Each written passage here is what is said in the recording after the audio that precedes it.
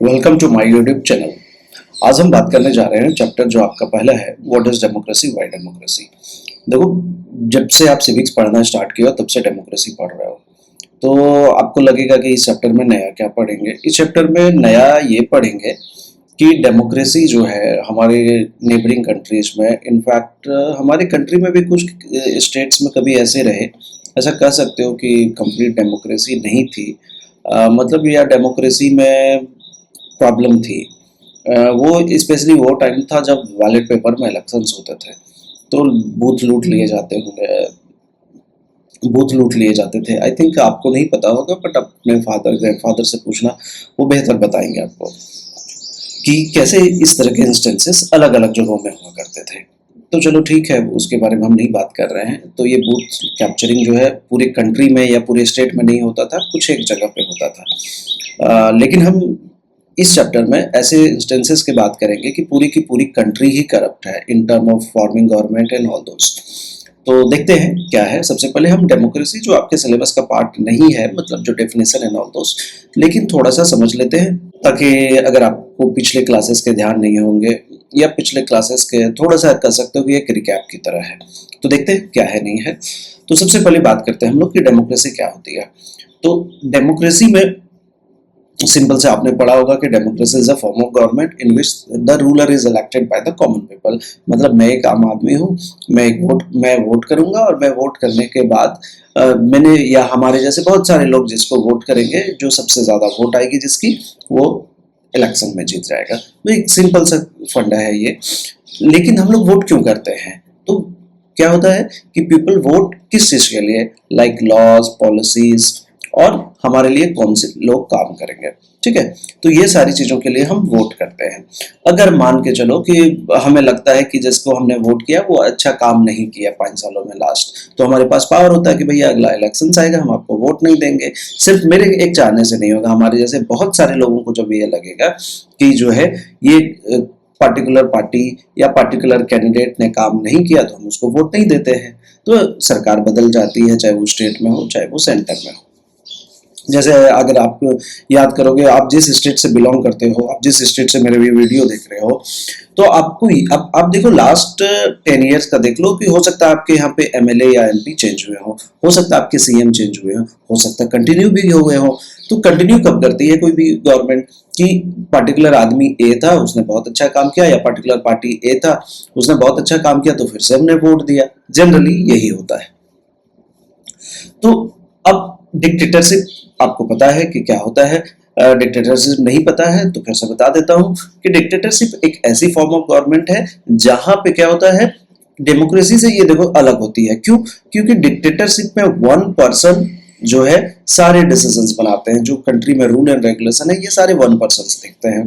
ठीक है, और सिटीजंस क्रिटिसाइज नहीं कर सकते हैं कि डेमोक्रेसी हमें चाहिए या हम ये जो गवर्नमेंट चल रही है वो गलत है।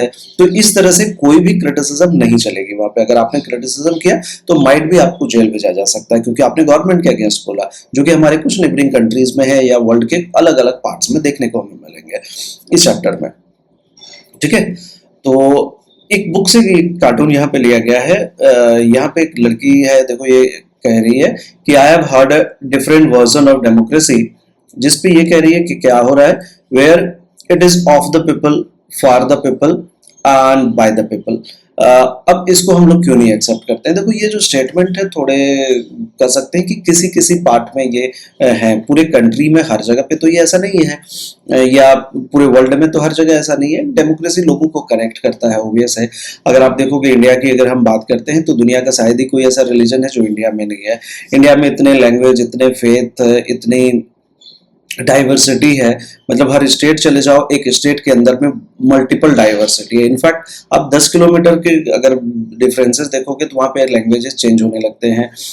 इनफैक्ट लोगों के जो कल्चर हैं वो चेंज होने लगते हैं, बट फिर भी हम लोग मिल के रह रहे हैं। तो ये कहीं ना कहीं डेमोक्रेसी की वजह से है। शायद अगर एक मोनार्की हमारे यहाँ रहती, या कह सकते हो डिक्टेटरशिप रहता, तो क्या होता कि एक आदमी सारी चीजें चेंज करता। वो कह सकता था कि जो है ये आदमी हमें अच्छा नहीं लग रहा है, इसको देश से बाहर निकाल दो, जैसे हिटलर ने किया था। हिस्ट्री में इसको हम लोग पढ़ेंगे। या ये फेथ हमारे यहाँ नहीं चलेगी, इनफैक्ट बहुत सारे जगहों में ऐसा है कि आपकी क्या रहेगी क्या नहीं रहेगा, आप कपड़े क्या पहनोगे ये गवर्नमेंट डिसाइड करती है। तो ये सारी चीजें नहीं है, आपको जो मन है पहनो, रणवीर सिंह टाइप के घूमो, या आप अनिल कपूर पहन के घूमो, या आप साउथ इंडियन हो तो साउथ के अपनी जो ड्रेसेस है वो पहनो, कोई हमें नहीं होती। कभी कभी ऐसे कॉन्फ्लिक्ट आते हैं, आप कह सकते हो, बट ये देखो कॉन्फ्लिक्ट तभी आते हैं जब बहुत सारे ओपिनियन हो, लोग उसको सुन रहे हो या उस पर डिस्कशन कर रहे हो। जब ओपिनियन को कोई सुनेगा ही नहीं, कोई डिस्कशन ही नहीं होगी, आप गवर्नमेंट के अगेंस्ट में बोल ही नहीं सकते, तो कॉन्फ्लिक्ट कहाँ आएगा। आपने जैसे गवर्नमेंट के अगेंस्ट में बोला, आपको जेल भेज दिया गया, बात खत्म हो गई, तो कॉन्फ्लिक्ट वहां नहीं आ सकते हैं। तो हमारे यहाँ डेमोक्रेसी है, इसलिए कॉन्फ्लिक्ट भी है। ठीक है, तो आगे बढ़ते हैं हम। डेमोक्रेसी जो है दो ग्रीक वर्ड से आया है, जिसका सिंपल सा मतलब है कि रूल बाय द पीपल। तो ये बेसिक्स वर्ड है, इसको पहले भी आप पढ़े होंगे। अब डेमोक्रेसी के क्या कोई टाइप्स है या फॉर्म है? बिल्कुल है।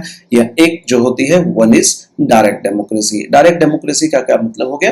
जैसे मैंने वोट दिया, आपने वोट दिया, आपके फ्रेंड ने वोट दिया, हम सब ने मिलकर वोट दिया, अब हम क्या करेंगे, हम सरकार हम चलाएंगे, हमने किसी और के लिए नहीं वोट दिया। तो ये हो गई डायरेक्ट डेमोक्रेसी। ठीक है, अब इनडायरेक्ट डेमोक्रेसी क्या है, या जो रिप्रेजेंटेटिव डेमोक्रेसी जो हम बात करते हैं, कि रिप्रेजेंटेटिव डेमोक्रेसी क्या है कि हमने जो है कैंडिडेट चुना, क्योंकि हम हमेशा काम नहीं कर सकते ना। जैसे मैं एक टीचर हूँ, तो ऑब्वियस है मैं अपने स्कूल जाता हूँ, जो है स्कूल में पढ़ाऊंगा या सरकार चलाऊंगा, मेरे पास टाइम नहीं है। आप एक स्टूडेंट हो, आपको अगर वोटिंग की राइट्स, अगर आप एक समय आएगा जब 18 years obviously you will be student, तो आप वोटिंग करने के लिए जाओगे और उसके बाद बोलोगे कि मैं ही सरकार चलाऊंगा, तो आपको भी टाइम नहीं मिलेगा, क्योंकि आप अपना करियर बना रहे हो। तो in those all those things what we are doing, कि हम जो है, सपोज ये एक पर्सन है, हमने आप वोट दिया इसको, आपने इसको वोट दिया, थर्ड आदमी ने वोट दिया, और एक और आदमी है, ये इसको किसी दो लोगों ने वोट दिया। मैं एक कम का एग्जांपल ले रहा हूँ, या ज्यादा का एग्जांपल अगर आपको लेना है कि इसको 30 लाख वोट मिले, इसको 20 लाख वोट मिले, इतने वोट मिलते नहीं है, चलो 3 लाख मिले, इसको 2 लाख मिले। ठीक है, तो ये 3 लाख चूंकि इसको मिले हैं तो ये जीत गया, ये 2 लाख मिले तो ये इलेक्शन हार गया। बट डेमोक्रेसी ये गारंटी देता है कि भैया अगर आपको 2 लाख वोट मिले हैं तो अगली बार हो सकता है कि आप इलेक्शन जीत जाओगे। ये डेमोक्रेसी की अच्छी चीज है। तो यहाँ पे क्या करते हैं, रिप्रेजेंटेटिव डेमोक्रेसी में हम क्या करते हैं, हम लोगों को चूज करते हैं और वो हमारे लिए काम करते हैं, लॉज बनाते हैं, हमारे लिए डिसीजंस लेते हैं। ठीक है, क्योंकि हम सारा काम नहीं कर सकते, इसलिए हम अपने रिप्रेजेंटेटिव चूज करते हैं। ठीक है, अब आपके लिए क्वेश्चन है कि which form of democracy would work better for large population. मुझे कमेंट बॉक्स में लिख के बताओ, या अगर आपको समझ में नहीं आया तब भी बताओ। अब डेमोक्रेसी की अगर बात करें तो ये बहुत पुराना कंसेप्ट है। इनफैक्ट ग्रीस में ये 2000 ईयर पहले आ गया था। और हमारे कंट्री में भी, बिहार में जो है वैशाली जगह है, वैशाली रिपब्लिक हुआ करता था। तो ऐसा नहीं है कि सिर्फ ग्रीस में था, उससे भी पुराना हमारा कंसेप्ट है, बट ज्यादातर लोग मानते हैं कि ग्रीस एज अ कंट्री जो है यहाँ पे कह सकते हैं कि डेमोक्रेसी थी। अब डेमोक्रेसी की फीचर्स क्या होते हैं? देखो, सबसे पहली चीज है कि यहाँ पे final decision making power lies with elected leader, कि जो हमने सरकार चुनी, हमने जिसको वोट दिया, उसके पास अल्टीमेट पावर होता है। ऐसा नहीं है कि जिसको वोट नहीं दिया, जो इलेक्शंस हार गया, वो पावर, वो जो है रूल एंड रेगुलेशंस बनाएगा, जो इलेक्शन जीतेगा वही रूल बनाएगा। अब एक जहां पे अच्छी डेमोक्रेसी होती है, एक ट्रू डेमोक्रेसी जो कह सकते हो, the power to make final decision, ये जो हम लोगों ने बात किया, इलेक्टेड विद द पीपल। ठीक है, ये चीज क्लियर हो गई। इफ नॉन इलेक्टेड इंडिविजुअल और इंस्टीट्यूशन लाइक द मिलिट्री और monarchy hold the real power, the system can not be considered democratic. कि मतलब जैसे मिलिट्री इंटर कर गई, हमने वोट दिया, सपोज है कि पार्टी एबीसी है, उसको हमने वोट दिया, और वोट देने के बाद जो है उसने कहा कि आपने हमें वोट दिया ठीक है, बट मिलिट्री वालों ने कहा कि भैया इनसे सरकार नहीं चलेगी, सरकार 5 साल हम चलाएंगे। तो वैसे ऐसी ये जो है ट्रू डेमोक्रेसी नहीं हो सकती है। ट्रू डेमोक्रेसी तभी होगी जिसको हमने वोट दिया वही सरकार चलाए, यही डेमोक्रेसी है ना। हो सकता है वो सरकार गलत चलाए, ये मैं नहीं कह रहा हूँ, बट सरकार तो वही चलाए क्योंकि हमने वोट उसी के लिए दिया है। अगर बाद में हमें लगता है कि उसने वो सरकार सही से काम नहीं कर रही है तो हम बदल देंगे। ठीक है, अब देखिए पाकिस्तान में क्या हुआ। पहला केस स्टडी जो हमें पढ़ना है इस चैप्टर में, अलग अलग कंट्रीज के बारे में पढ़ना है, जैसे कि मैंने पहले बताया। तो पहला जो केस है, हमारे पड़ोसी, जो हमारा सबसे प्यारा पड़ोसी है, वो पाकिस्तान के बारे में पढ़ना है। ठीक है, प्यारा वर्ड से टेंशन मत लेना, ऐसा कुछ है नहीं। तो केस स्टडी जो है यहाँ पे पाकिस्तान की हम बात कर रहे हैं, तो यहाँ पे जो है जनरल परवेज मुशर्रफ के बारे में बात करेंगे। अब ध्यान दो कि ये ईयर जो है जनरल परवेज मुशर्रफ जब आया पावर में, तो इंडिया में बहुत बड़ी इसने मैसिव जो है कह सकते हैं कि डिस्टरबेंस किया था। आप कमेंट बॉक्स में मुझे लिख के बताएं कि ये डिस्टरबेंस क्या थी। एंड आपको शायद नहीं ध्यान होगा, इस समय में एक वॉर भी इंडिया के साथ हुई थी। चलो इतना क्लू दे दिया, अब मुझे बताओ। तो इसने क्या किया कि जनरल परवेज मुशर्रफ ने डेमोक्रेटिक गवर्नमेंट को जो है हटा दिया और यहाँ पे पाकिस्तान में मिलिट्री कॉप को स्टेब्लिश कर दिया। Nawaz Sharif elected prime minister थे, लोगों ने वोट दिया था, उनको बनाया था। इन्होंने बोला चाचा आपसे काम हो नहीं रहा है, तो चलिए आप हट जाइए, अब हमारी सरकार आती है। मतलब सिंहासन खाली करो कि जनता आती है, आपने सुना होगा, बट जनता नहीं है। इन्होंने कह दिया कि सिंहासन खाली करो तो मिलिट्री आती है। तो इसने अपने आप को चीफ एग्जीक्यूटिव डिक्लेयर कर दिया और बाद में ये खुद को जो है प्रेसिडेंट डिक्लेयर कर दिया। शुरू में जो है चीफ एग्जीक्यूटिव रहा और बाद में बोला कि जो है हम इस कंट्री के प्रेसिडेंट बनेंगे। चूंकि प्राइम मिनिस्टर वो अपने आप को डिक्लेयर कर नहीं सकता था। क्यों?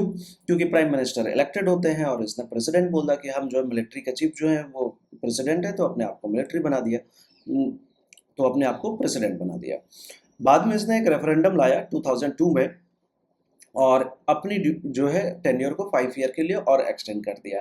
अब रेफरेंडम क्या है? रेफरेंडम एक तरीके का वोटिंग सिस्टम होता है जिसमें वो मैल प्रैक्टिसेस होते हैं, मतलब कह सकते हो करप्टेड प्रैक्टिस है, जिसमें इसने कहा कि लोगों ने हमें वोट दिया है कि हम ही जो है बेहतर हैं, और हो सकता है ये वोट का तरीका क्या है नहीं है, ये ओबियस गलत ही है। जो सिस्टम ही था ये पूरा गलत था, क्योंकि यहाँ पे ये क्रिटिसाइज किया गया कि फ्रॉड एंड मैल प्रैक्टिसेस किया गया है, कि ये जो वोटिंग सिस्टम है ये गलत है। लेकिन फिर भी जो है ये बना रहा पावर में। और अब इसने क्या किया, एक लीगल फ्रेमवर्क ऑर्डर किया और इसने कहा कि ये जो नेशनल और प्रोविंशियल असेंबली को खत्म कर सकता है या भंग कर सकता है, तो इसके पास पावर आ गया।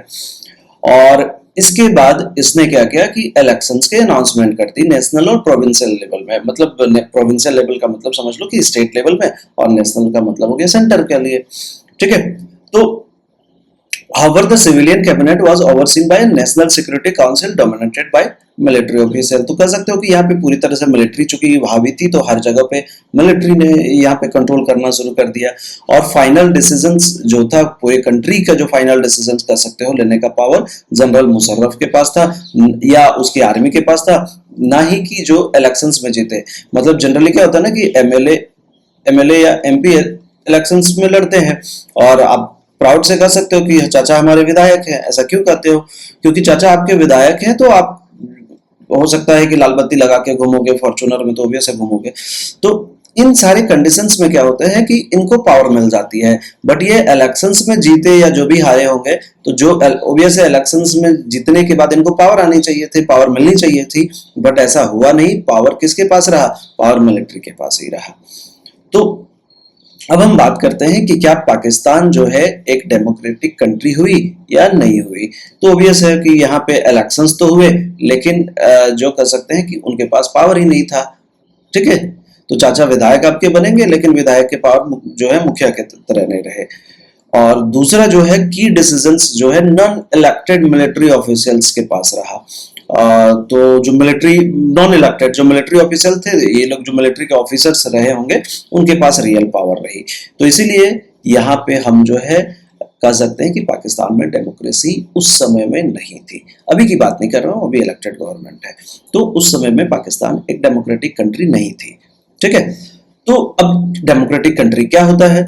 तो सबसे पहले डेमोक्रेसी के लिए फ्री एंड फेयर इलेक्शंस होने चाहिए।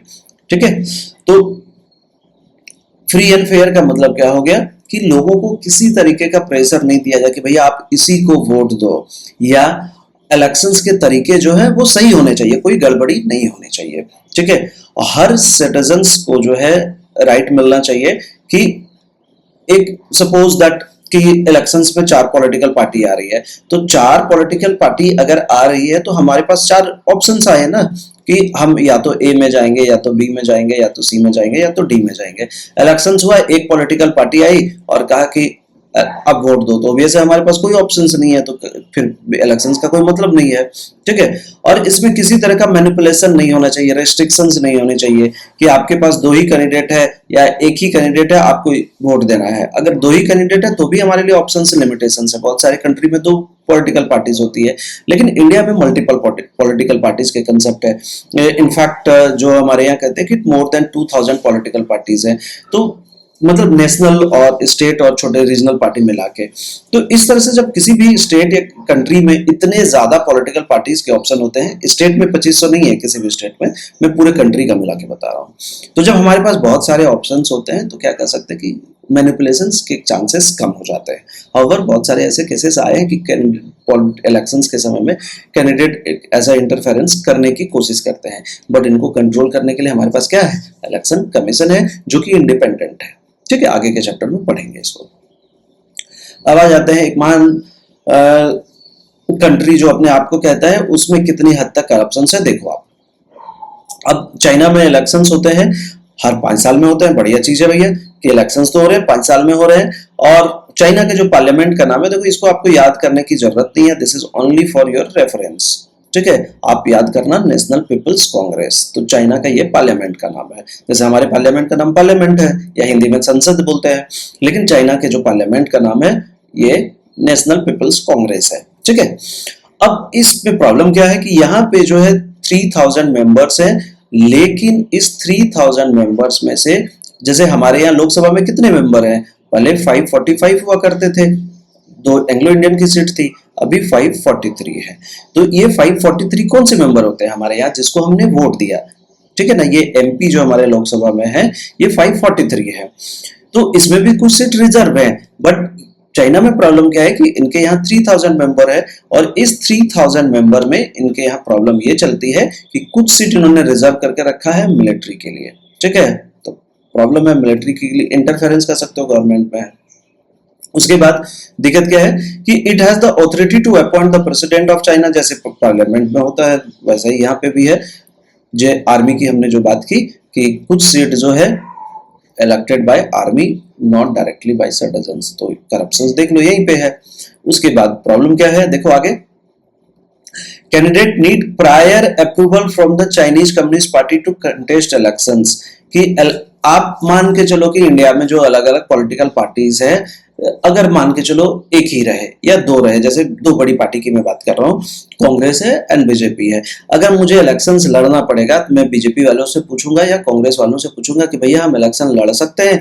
कांग्रेस वाला अगर देखेगा कि मेरा जो है कैंडिडेट भारी है, हो सकता है मैं जीत जाऊंगा, तो वो या बीजेपी वाला ऐसा कर सकता है या कोई एक और पॉलिटिकल पार्टीज वाला ऐसा कर सकता है। मैं सिर्फ 2 पार्टी की नहीं बात कर रहा हूँ, मैं एक समझाने के लिए आपको पॉलिटिकल पार्टी का एग्जांपल ले रहा हूँ कि ये कह सकते हैं कि नहीं भैया आप इलेक्शन मत लड़ो, तो हम नहीं लड़ेंगे क्योंकि हमें पार्टी से अप्रूवल नहीं मिला। तो ऐसे केसेस चाइना में, हमारे कंट्री में ऐसा नहीं है। मैं आपको एग्जांपल दिया ताकि आपको अंडरस्टैंडिंग हो। ठीक है, तो चाइनीज कम्युनिस्ट पार्टी अप्रूवल देती है तो इलेक्शंस लड़ते हैं, नहीं देती है तो नहीं लड़ते हैं। तो ऑब्वियस है कि ये सिर्फ सिंबॉलिक तरीके से यहाँ इलेक्शंस कराते हैं, इसका रियलिटी में कोई लेना देना है नहीं। ठीक है, कौन इलेक्शन लड़ सकते हैं, चाइनीज कम्युनिस्ट पार्टी और इसके 8 एलाइड पार्टीज जो इनके साथ अलायंसेस है वही इलेक्शंस लड़ेंगे। मतलब कि रेस होगी, मैं अकेले दौड़ूंगा और कोई नहीं दौड़ सकता, तो ऑब्वियस है मैं ही जीतूंगा। ठीक है, तो यहाँ पे क्या है, ऑपोजिशन या इंडिपेंडेंट पॉलिटिकल पार्टीज कभी भी इलेक्शंस लड़ ही नहीं पाते हैं। तो देख लो कितनी प्रॉब्लम है। अब the government is always form by the Chinese communist party, एक ही पार्टी है तो भैया यही सरकार बनाएंगे ना, तो चाइना के जो ज्यादातर डिसीजन है यही लेंगे।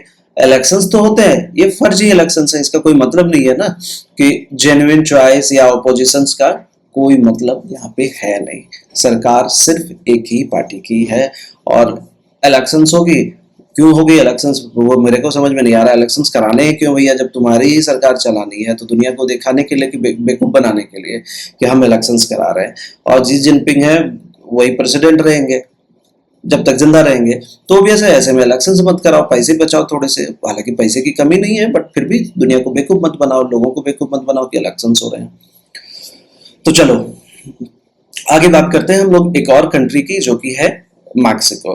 तो मैक्सिको आजाद हो गया कब, 1930 में। देखो इस चैप्टर में बहुत सारे कार्टून है, कार्टून के बारे में हम लोग लास्ट में बात करेंगे, परेशान मत होना कि मैं कार्टून को छोड़ता रहा हूँ, सारे कार्टून लास्ट में डिस्कस करेंगे। तो इलेक्शंस मैक्सिको में कब होते हैं, हर 6 साल में होता है, काय के लिए, प्रेसिडेंट को चूज करने के लिए। ठीक है, कंट्री में कभी भी मिलिट्री या डिक्टेटरशिप रूल नहीं रहा, यहाँ पे हमेशा पॉलिटिकल पार्टीज की रही है पार्टी। बट क्या हुआ कि इलेक्शंस हमेशा कौन जीत जाता है, ये पीआरआई पार्टी। ठीक है, मतलब आप समझ सकते हो कि ओपोजिशन पार्टी के यहाँ पे भी इलेक्शंस तो हो रहे हैं, बट चाइना जैसी स्थिति है कि एक ही पार्टी इलेक्शन जीत रही है।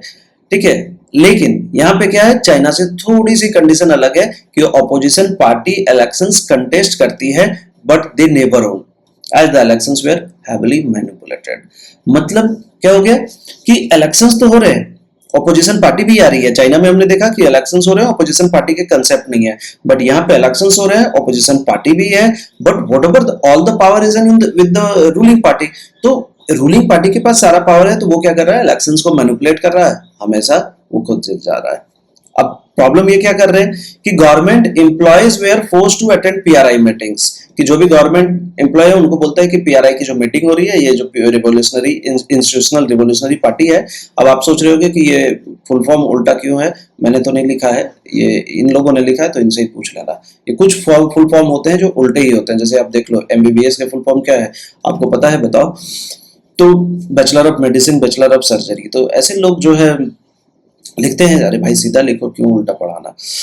अब टीचर्स जो गवर्नमेंट स्कूल्स के होते हैं, वो पेरेंट्स को प्रेशर देते हैं कि पीआरआई को वोट दो, नहीं दोगे तो तुम्हारा बच्चा को फेल कर देंगे। आपके यहाँ पे ऐसा होता है क्या? नहीं होता है।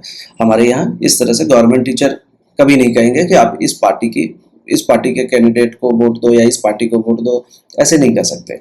ठीक है, मीडिया कवरेज जो है बायस्ड होता है। मीडिया मतलब कर सकते हो कि जो ऑपोजिशन पार्टी है उसको हमेशा बोलेगी कि क्या बेकार पार्टी है ये वो, जो है कर सकते हो। जबकि रूलिंग पार्टी कुछ भी काम कर देगी तो उसको हमेशा तारीफ करेगी। पोलिंग बूथ्स जहां इलेक्शंस के जो होने वाले हैं लास्ट मिनट में हटा दिए जाते हैं, और बहुत सारे, जैसे मान के चलो आप कोई एक, मैं दिल्ली का एग्जांपल ले लेता हूँ, आप चीजें समझ लोगे। तो अगर दिल्ली में एक जगह ए है सपोज, तो इस जगह पे कहा गया कि इस जगह इलेक्शंस हो गए, और लास्ट मिनट में कहा कि दिल्ली में इलेक्शंस के लिए, या किसी भी जगह, दिल्ली ही क्यों, आप किसी भी जगह समझ जाओ, लास्ट मिनट में कहा कि यहाँ से 10 किलोमीटर दूर जो है इलेक्शंस होगा, क्योंकि यहाँ पे उनको हो सकता है करप्शन करने में प्रॉब्लम आ सकती है। तो उन्होंने 20 प्लेस में शिफ्ट कर दिया। अब लास्ट मिनट में मुझे पता चला, बहुत सारे लोग को पता ही नहीं चलेगा, वहां जब जाएंगे तो पता चला वोटिंग हो नहीं रही है, बहुत सारे लोगों को ऐसा लग सकता है कि वोटिंग कैंसिल हो गई। तो इस तरह के प्रॉब्लम्स से करप्शन के चांसेस ज्यादा बढ़ते हैं, तो ये ऐसा करते हैं। नेक्स्ट जो है पीआरआई बहुत ज्यादा पैसे जो है इलेक्शंस पे खर्चा करती है, जो कि एक अनफेयर एडवांटेज है। अब कहोगे ये कैसे? मान के चलो हमारे पास करोड़ों रुपया है, हमने वोट लोगों को बांट दिए, या हमने कैंपेन में बहुत सारे लालच दे दिए, तो दूसरी जो अपोजिशन पार्टी है जो कभी आई ही नहीं पावर में, उनके पास तो पैसे ऑब्वियसली कम रहेंगे, तो वो उतना खर्चा नहीं कर पाएगी, तो इसलिए यहाँ प्रॉब्लम है।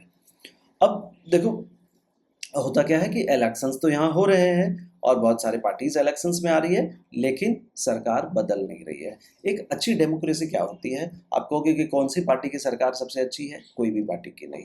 एक अच्छी डेमोक्रेसी वही होती है जहां पे हर 5 सालों में गवर्नमेंट चेंज हो जाए। 5 तो नहीं, कम से कम 10, उससे ज़्यादा नहीं चलने चाहिए, चाहे वो कोई भी सेंटर हो या स्टेट हो।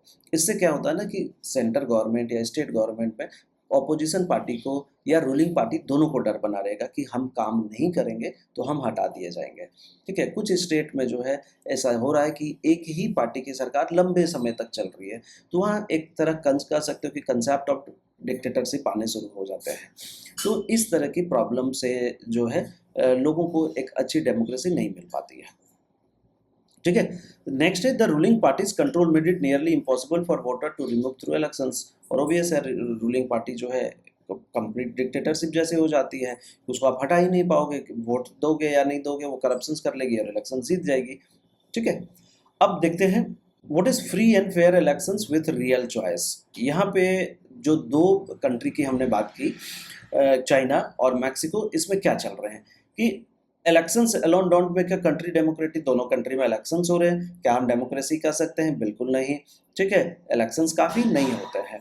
A democracy must be a real choice between different political alternative, कि हमें अगर पॉलिटिकल पार्टी ए पसंद नहीं है तो हम बी को वोट देंगे, बी पसंद नहीं है सी को वोट देंगे, सी पसंद नहीं है डी को वोट देंगे। मतलब हमारे पास ऑप्शंस होने चाहिए, और जो पावर में है उनके जीतने के भी चांस होने चाहिए या हारने के भी चांस होने चाहिए, या इसको ऐसा कहो कि those who are in opposition they should have equal chances to win as well as to continue their opposition. ठीक है, तो ये चीजें होनी चाहिए। अब चाइना में क्या है, people vote for candidate who are already approved by the parties.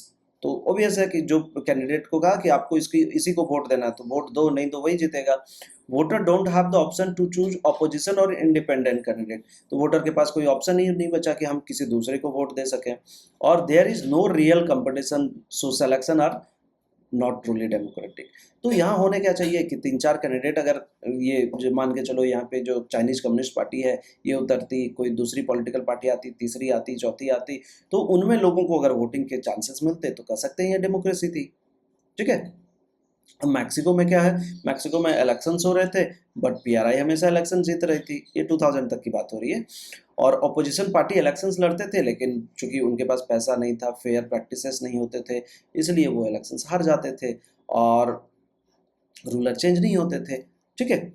तो अब अभी तक हमने क्या समझा कि डेमोक्रेसी में क्या होना चाहिए कि इलेक्शंस जो होंगे, लेकिन इलेक्शंस फ्री होने चाहिए, कोई भी करप्शन फ्री की बात है, फेयर होने चाहिए, कि एकदम क्लियर होना चाहिए कि भैया आपको अगर लोग पसंद कर रहे हैं वोट देंगे, पसंद नहीं कर रहे हैं वोट नहीं देंगे। और पॉलिटिकल चॉइस मिलना चाहिए। पॉलिटिकल चॉइस का मतलब party A, party B, party C, party D, ऐसा नहीं 4 पार्टी आए, all the party are from, 4 candidate आए और ये चारों कैंडिडेट जो हैं पार्टी एम के हैं। ठीक है, ऐसा नहीं होना चाहिए। तो फिर क्या होगा, किसी को भी वोट दें पार्टी एम ही जीतेगी, ऐसा नहीं होना चाहिए। ठीक है। और सबसे बड़ी चीज, those who are in power they can be defeated, मतलब जो सरकार में है वो हारने के भी उनके चांस होने चाहिए, या जो हारे हुए हैं उनको जीतने के भी चांस होने चाहिए। ठीक है। अब बात करते हैं कि पॉलिटिकल इक्वालिटी की। पॉलिटिकल इक्वालिटी में कुछ जो टर्म्स हैं, 1 पर्सन 1 वोट 1 वैल्यू के बारे में। तो डेमोक्रेसी जो है, हर एडल्ट सिटीजन के पास क्या होना चाहिए, एक वोट होना चाहिए और हर वोट की एक वैल्यू होनी चाहिए। अब देखते हैं कि ये क्या मतलब आप इसको समझो कि मैं जो वोट दे रहा हूँ ये वोट की एक वैल्यू होनी चाहिए। ठीक है। अब आपको लगेगा कि ये क्या है, हमारी वोट की वैल्यू एक ही होती है। बट इसको देखते हैं कुछ कंट्री में क्या हो रहा है, ये कम हो रहे हैं, वोट की वैल्यू कम हो रही है, बहुत सारे लोगों को वोटिंग के अधिकार नहीं मिल रहे हैं। इनफैक्ट बहुत सारे कंट्री में जो है लोगों ने वोट के राइट्स के लिए लड़ाई की। अगर आप फ्रांस में हिस्ट्री अगर पढ़े होगे या पढ़ोगे तो आप वहाँ देखोगे कि वहाँ पे जो लोग जो है वोटिंग राइट्स के लिए बहुत स्ट्रगल कर रहे हैं। क्योंकि अगर आपको याद होगा हिस्ट्री में, अगर आपने पढ़ा है, नहीं पढ़ा तो पढ़ोगे, कि सोसाइटी जो है 2 हिस्से में डिवाइड हो गई। One is called active citizen, another is called passive citizens. तो active are those who are having the right to vote. ठीक है। And passive are those who don't have the right to vote. तो ये active citizens की जो थे, इनको तो वोटिंग राइट मिल रही थी, ये खुश थे। बट पैसिव सिटीजन्स तो नाराज हो जाएंगे, ये लोग वोटिंग के लिए लड़ाई करेंगे या वोटिंग के लिए अपने डिमांड करेंगे। तो ये बहुत सारी जगह हुआ, बहुत सारी जगहों पे महिलाओं को वोटिंग के अधिकार नहीं है अभी तक, या बहुत बाद में मिले, ऐसा भी हुआ। तो ये इन चीज़ों को लोग बात तो करते हैं बहुत सारे जगह कि सबको वोटिंग के अधिकार मिलना चाहिए, बट इसको कम्प्लीटली फॉलो नहीं करते हैं। इनफैक्ट बहुत सारे ऐसे कंट्री हैं अभी भी कि वहाँ पे डेमोक्रेसी नहीं है। तो उन सारी चीज़ों को हम देख रहे हैं। तो चलो यहाँ पे हम बात करते हैं कि पॉलिटिकल इक्वालिटी की कैसे वायलेशंस होते हैं। अंटिल 2015 सऊदी अरेबिया में वुमेन को वोटिंग के अधिकार नहीं थे। ठीक है। तो आप कह सकते हो कि इससे क्या प्रॉब्लम हो रहा था, जेंडर इक्वलिटी की बात ही नहीं कर सकते कि भैया मेल को वोटिंग के अधिकार है, फीमेल को है ही नहीं। दूसरी कंट्री है एस्टोनिया। इन्होंने सिटीजनशिप ऐसा बनाया कि रशियन माइनॉरिटी जो है उनको वोटिंग के अधिकार बहुत मुश्किल से मिलते थे। जैसे हमारी कंट्री में माइनॉरिटी बहुत सारे लोग हैं बट वोटिंग के अधिकार तो सबको हैं। ऐसा नहीं है कि किसी के वोटिंग अधिकार नहीं है या किसी को वोटिंग अधिकार के लिए स्ट्रगल करना पड़ता हो। तो ये हमारे कंट्री में ऐसे इशू नहीं है, बट कुछ कंट्री में ऐसे हैं। देखो, अब फिजी एक कंट्री है, यहाँ पे क्या है कि यहाँ पे इन्होंने वोट की वैल्यू ऐसा किया कि जो इंडिजिनियस फिजी है, इंडिजिनियस फिजी का मतलब जो नेटिव फिजी है, उनके वोट की वैल्यू इंडियन फिजी का मतलब जो इंडियन माइग्रेट किए होंगे फिजी में, उनके वोट के वैल्यू के रिस्पेक्टिव में कम है।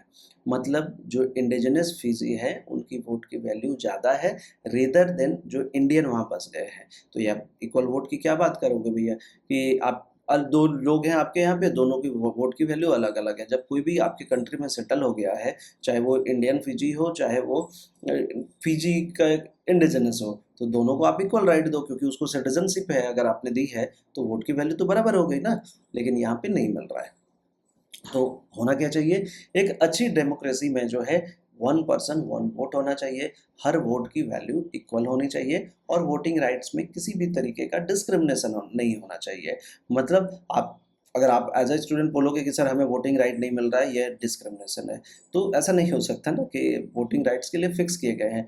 कितने 18 ईयर्स है हमारे कंट्री में, और कुछ भी कंडीशंस नहीं है, मेल फीमेल ट्रांसजेंडर, या कह सकते हो कि पुअर रिच, आपके पास BMW होने चाहिए, आपके पास ऑडी होनी चाहिए, ऐसा कोई कंडीशंस नहीं है हमारे यहाँ। बस सिर्फ एक ही कंडीशन है कि 18 साल कंप्लीट करो, वोटिंग राइट एंजॉय करो। लास्ट केस स्टडीज़ के बारे में बात करते हैं, जो कि है जिम्बाब्वे का। जिम्बाब्वे से आपको क्या याद आता है? जिम्बाब्वे एक ऐसी कंट्री है, अगर आप क्रिकेट देखते समझते हो, तो एक समय में बहुत अच्छी क्रिकेट टीम थी, अभी थोड़ी सी प्रॉब्लम चल रही है यहाँ पे।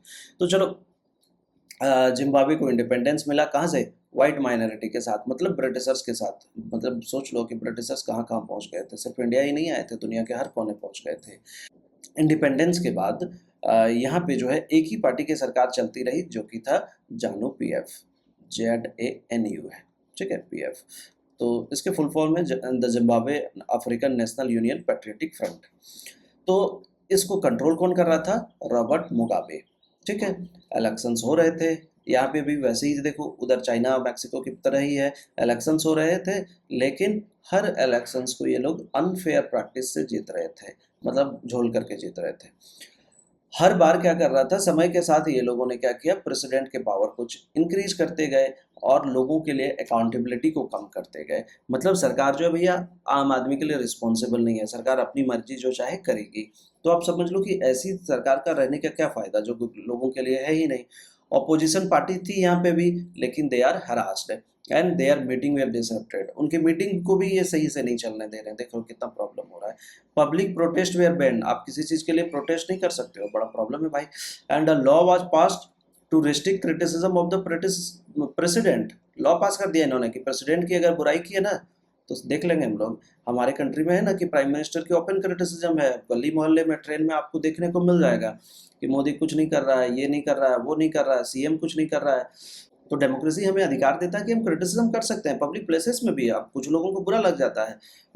मुझे याद है, मैं एक बार ट्रेन में ट्रैवल कर रहा था, वहाँ पे एक आदमी ने कहा, वो एक पॉलिटिकल पार्टी की तारीफ कर रहा था, दूसरा उससे जो है दूसरे को प्रॉब्लम हो गई कि आप कैसे तारीफ कर रहे हो, ये पॉलिटिकल पार्टी तो करप्ट है। तो दोनों बहुत ज़्यादा भिड़ गए। तो इस तरह के केसेस हो सकते हैं। तो कोशिश करना चाहिए लोगों को कि अननोन जगह पे आप अपनी ओपिनियन ना रखो, लोगों को समझ में आए नहीं आए। कुछ लोग झूठ मूठ की तारीफ भी करते रहते हैं पॉलिटिकल पार्टी की, कुछ लोग ज़बरदस्ती की क्रिटिसिज्म करते हैं, तो दोनों चीज़ें हैं। तो बेहतर है कि आप अपना कान में हेडफोन लगाओ और ट्रेन में ट्रैवल करो, ऐसे डिस्कशन से बचो। क्योंकि लोगों के पास, ज़्यादातर लोगों के पास जो होता है, व्हाट्सएप यूनिवर्सिटी का डेटा होता है, और वहीं पे वो लोग बात करते हैं कि इसने ये कर दिया, वो कर दिया। और कोई जो क्रिटिसिज्म भी करते हैं, वो बहुत सही पे नहीं करते हैं कि सही चीज़ें हैं या नहीं है। जनरली लोगों के पास इन्फॉर्मेशन ही नहीं होती है। अब यहाँ पे और क्या हो रही थी कि गवर्नमेंट कंट्रोल मीडिया जो थी, ये प्रमोट कर रही थी रूलिंग पार्टी के व्यूज़ को, कि रूलिंग पार्टी बहुत बढ़िया भैया, जो कर रहा है एकदम ज़बरदस्त कर रहा है। और जर्नलिस्ट जो इंडिपेंडेंट थे, जो क्रिटिसाइज करते होंगे ना, इनको जो है हरास किया जाता था। इनके जो आइडियाज़ थे, या ये जो भी गवर्नमेंट के अगेंस्ट में बोलते होंगे, इनको जेल भेज देते होंगे। और जुडिशियल डिसीजंस गवर्नमेंट के अगेंस्ट में हमेशा, अगर गवर्नमेंट के अगेंस्ट में कह दिया, जैसे बहुत बार सुप्रीम कोर्ट होती है, हाई कोर्ट होती है, वो गवर्नमेंट के अगेंस्ट में, सेंट्रल या स्टेट के अगेंस्ट में बोलती है, तो यहाँ पे बोला भाग क्या बकवास कर रहा है, इसको इग्नोर कर देते थे। और बाद में मुगाबे जो है 2017 में, देखो बहुत लंबे टाइम तक आ गया, 1980 में पावर में आया, और 2017 तक ये पावर में रहा और इसको रिज़ाइन करना पड़ा। लेकिन जो है उसकी पार्टी की डोमिनेंस बनी रही, ठीक है। और but his rule shows how popular approval alone doesn't ensure democracy. तो कह सकते हैं कि ऑब्वियस है कि लोग इसको वोट दे रहे थे, इलेक्शन जीत रहा था, इसका ये मतलब नहीं है कि बेहतर डेमोक्रेसी यहाँ पे थी, ठीक है। अब बात करते हैं हम लोग कि जो जिम्बाब्वे के केस में हम लोगों ने क्या देखा कि ए पॉपुलर लीडर और elected government can still become undemocratic. मैंने क्या बताया था आपको थोड़ी देर पहले कि सरकार बदलनी चाहिए, अगर सरकार नहीं बदलती है तो जो डेमोक्रेसी है वो डिक्टेटरशिप में बदलने लगती है। हमारे कंट्री में भी कुछ स्टेट में ऐसे होने केसेस आते हैं कि सरकार लोगों की सुनती नहीं है या मेजर ऑफ सेक्शंस की नहीं सुन रही है। ठीक है, आप स्टेट का नाम नहीं लूंगा, लेकिन आप देखो कि इस तरह के केसेस चल रहे हैं क्योंकि एक सरकार लगातार इलेक्शंस जीत रही है कि वो उनको हारने का डर भी नहीं है और ना ही वो हार रही है। तो ऐसे में आप एज अ ट्रू कर सकते हो कि पैट्रियोटिक ये है कि आप ऐसे सरकार को बदलो और अच्छी सरकार को लाओ या दूसरी सरकार को लाओ। ओबियस है, जो रूलिंग पार्टी है उसको डर रहेगा कि भैया हम जो है काम नहीं किए या एक मेजर सेक्शन ऑफ की बात हम नहीं सुन रहे हैं या माइनॉरिटी की बात हम नहीं सुन रहे हैं, तो हम बदले जा सकते हैं। ठीक है, तो डेमोक्रेसी में क्या होना चाहिए लोगों को? डेमोक्रेसी में होनी चाहिए कि फ्रीडम ऑफ एक्सप्रेशन, हमको जो चीज़ समझ में आ रही है उसको हम एक्सप्रेस कर सकते हैं। फ्रीडम टू प्रोटेस्ट भी होना चाहिए, हम प्रोटेस्ट कर सकते हैं। And freedom to form political parties and associations, क्या कि हम पॉलिटिकल पार्टीज बना सकते हैं, कोई एसोसिएशन बना सकते हैं। और everyone must be equal before the law, कि आपके लिए अलग वो लॉ, हमारे लिए अलग लॉ या किसी और के लिए अलग लॉ, ये गलत है ना भैया, सबके लिए एक जैसे नियम होने चाहिए।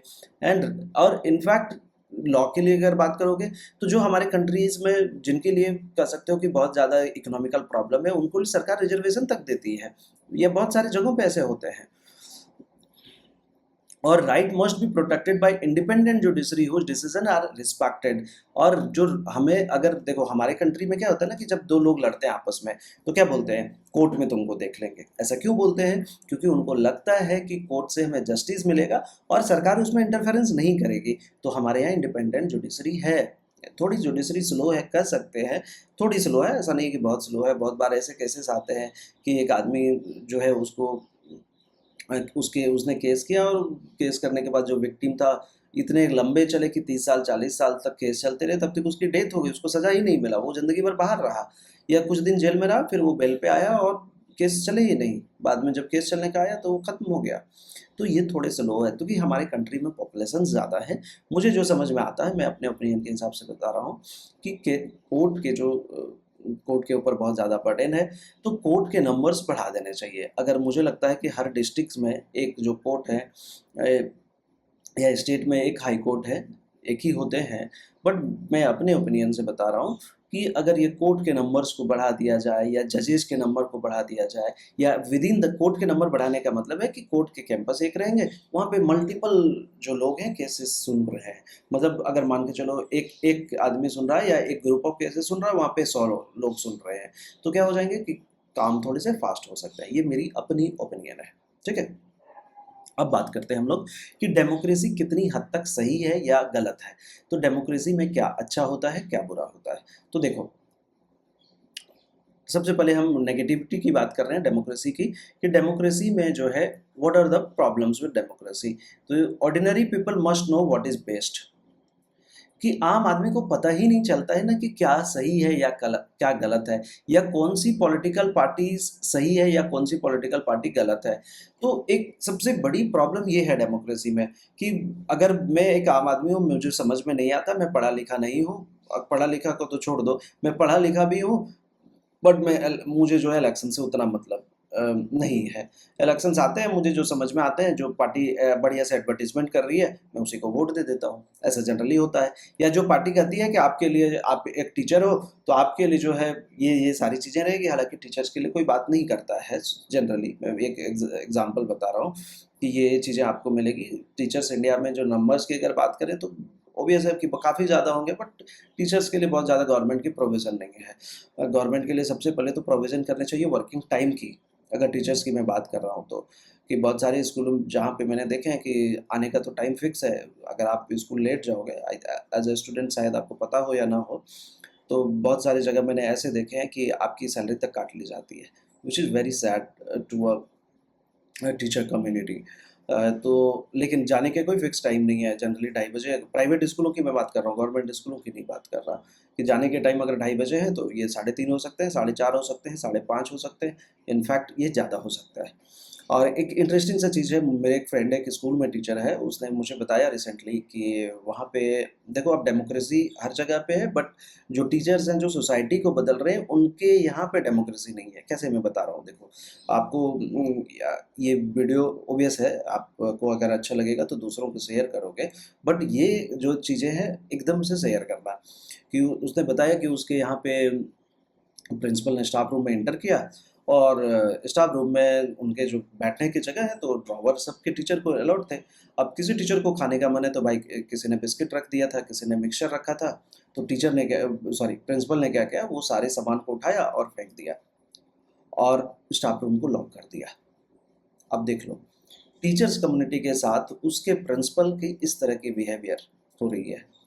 और टीचर्स क्या हैं कि वो उनको चीज़ों को बर्दाश्त कर लेते हैं, क्योंकि प्रॉब्लम क्या आएगी कि वो अगर केस कर देंगे तो उनके पास प्रूफ नहीं है कि इस तरह की चीज़ें हैं। कैमरा तो ऑब्वियस होता है, बट उनकी जॉब चली जाएगी, मैनेजमेंट तो सुनेगा नहीं।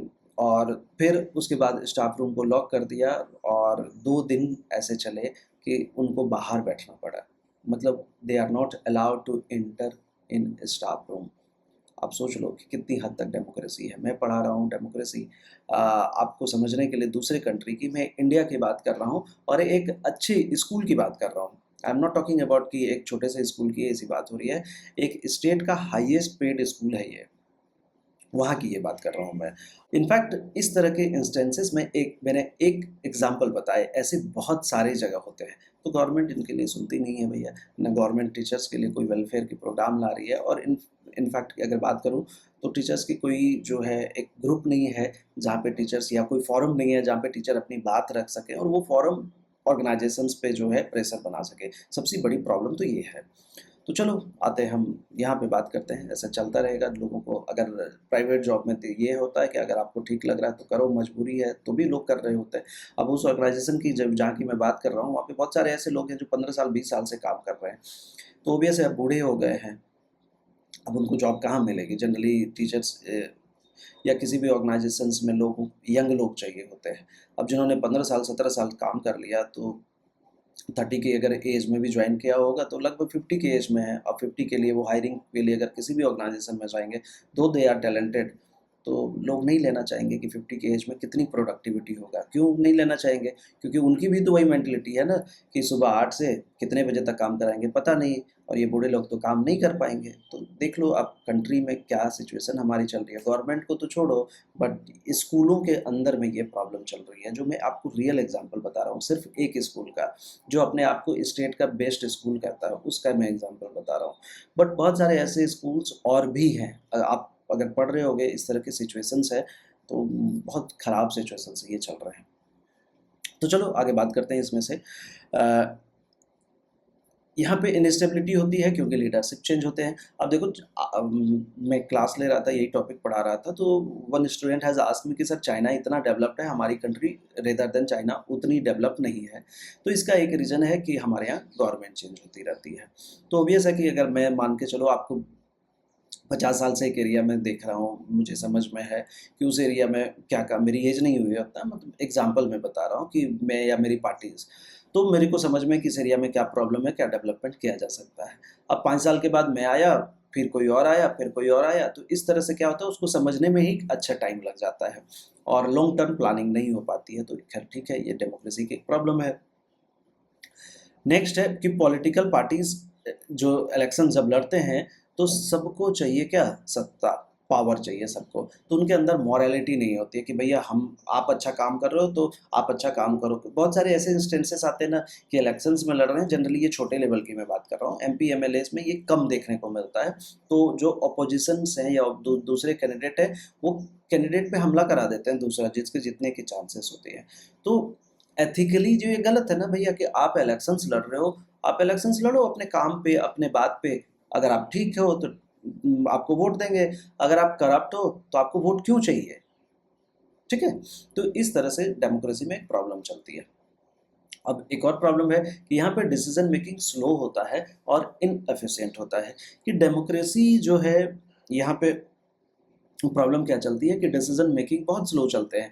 कि कोई बिल बिल की अगर मैं बात कर लूँ तो उसको लोकसभा में लाया गया, राज्यसभा में लाया गया, या राज्यसभा में पहले लाए फिर लोकसभा में लाए। लोकसभा ने बोला भैया ये बिल में प्रॉब्लम है, या राज्यसभा ने बोला बिल में प्रॉब्लम है, तो आपस में फिर एक थोड़ा सा टाइम लगा।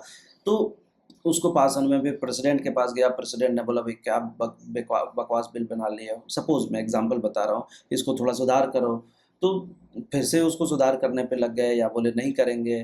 तो बहुत सारी चीज़ें हो सकती है। ये लॉ मेकिंग प्रोसेस हम चैप्टर 4 में डिटेल से बात करेंगे, वर्किंग ऑफ इंस्टीट्यूशंस में। तो ये लंबा टाइम लग जाता है। बहुत सारी बार ऐसे होते हैं 20 साल 30 सालों के बाद एक बिल गवर्नमेंट बनाना चाहती है, उतने टाइम तक जो है बिल बनने नहीं, या उससे भी ज़्यादा लग जाते हैं। उसके बाद अगली प्रॉब्लम जो डेमोक्रेसी में आती है कि इलेक्टेड लीडर्स में लैक एक्सपर्टीज।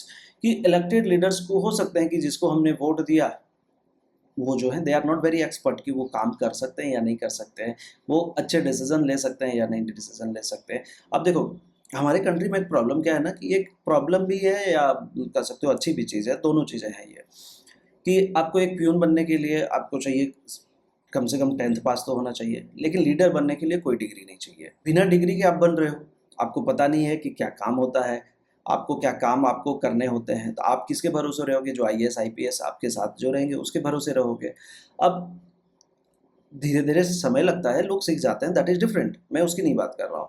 बट अगर एक आदमी उसमें एक्सपर्ट होगा, उसको चीज़ें पॉलिटिक्स की समझ में आएगी, उसको क्या काम होता है ये पता होगा, उसको इंडिया के कॉन्स्टिट्यूशन के बारे में पता होगा, तो वो ऑब्वियस है कि वो दूसरे कैंडिडेट के रिस्पेक्टिव में बेहतर काम करेगा, जिसको कुछ नहीं आता हो या जो दूसरों के भरोसे बैठा है। मान के चलो कि ये कंपलसरी कर दे, मैं एग्जांपल बता रहा हूँ कि इलेक्शंस वही लड़ सकते हैं दोज हु आर आईएएस। ठीक है, एक एग्जांपल बता रहा हूँ। अब एक आईएएस ऑफिसर जो हैं उनको क्या है, मतलब आईएएस तो ऑब्वियस है रिटायर होंगे तभी इलेक्शंस लड़ेंगे। अब उनको क्या है, इलेक्शंस की जानकारी है, उनको काम की जानकारी है, उन्होंने एमएलए एमपी के बारे में उनके साथ काम किया है, थोड़ा बहुत उनको आइडिया है। ठीक है, थोड़ा बहुत नहीं, उनको बहुत आइडिया है।